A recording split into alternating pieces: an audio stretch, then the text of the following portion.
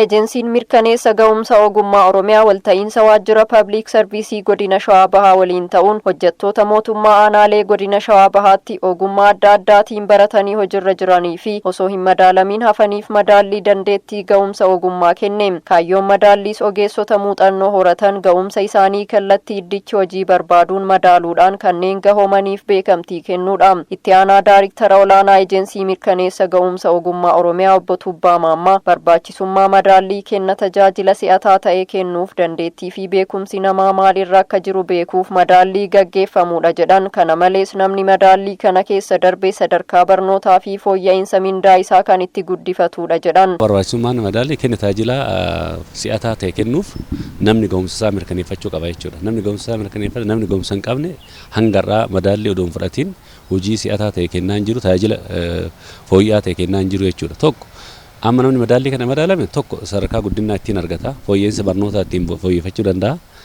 ofirlee tajaajilee uummatas tajaajiluu danda'a jechuudha. Madaalliin hojjettoota akka godina Shawaa Bahaatti guyyaa har'aa gaggeessaa jirru kun namoota 130 kan ta'anidha kan jedhan obbo Tubbaan. Madaallichi akka biyyaatti hojjetaa mootummaa hundaa madaaluuf biiroo Public Service waliin karooraa fi paakeejiiwwan qindoominaa baasnee waliin hojjechuuf qophii xumurree jirra jedhan. Amma akka Shawaa Bahaatti aanolee naannoo kana jirurraa akka Adaamaa keessattuu aanaa Adaamaa keessa warra jiran hojjetaa mootummaa naannoo 130 madaalamaa jiran. Hojjetaa seektara hundaa ogummaa hundarrattuyyuu karoora qindoominaa baafnee paakeejiin qophaa'ee jira.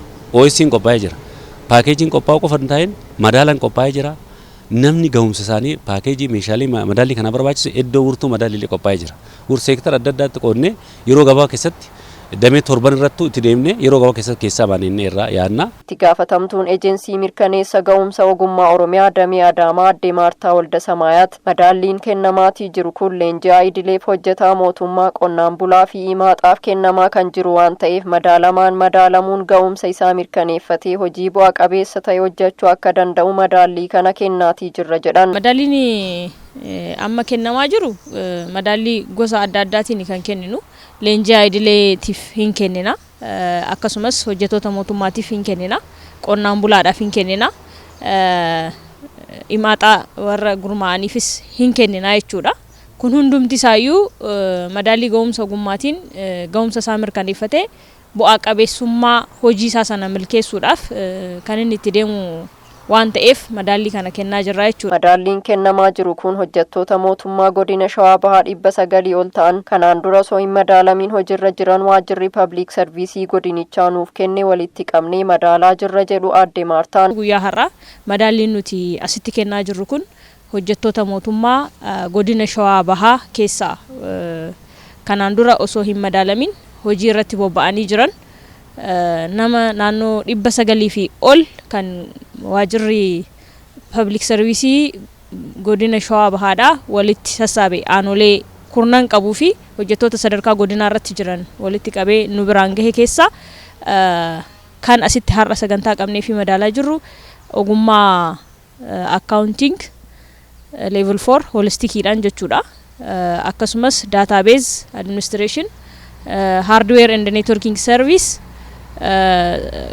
secretary, HRM ogummaalee kanarratti level 4 irratti kan kenninu ta'a jechuudha. Madaalamtoonni madaallii fudhatan tokko madaallii kana fudhachuu keenya eessa akka jirru kan nutti agarsiisuu fi beekumsa keenya caalmaatti gonfachuuf kan nu gargaarudha jechuun yaada isaanii kennaniiru. Madaalliin kennamaatii jirus guyyaa lamaaf kan itti fufu ta'uu sagantaa bahirraa hubachuun danda'amee jira. Madaallii fudhachuun kun bu'aan isaa bu'aa guddaadha. Inni otoo yeroo baranne sanitti fakkeenyaa fi jalatti osoo fudhane ta'e kana caalaa nuufillee guddina ta'a.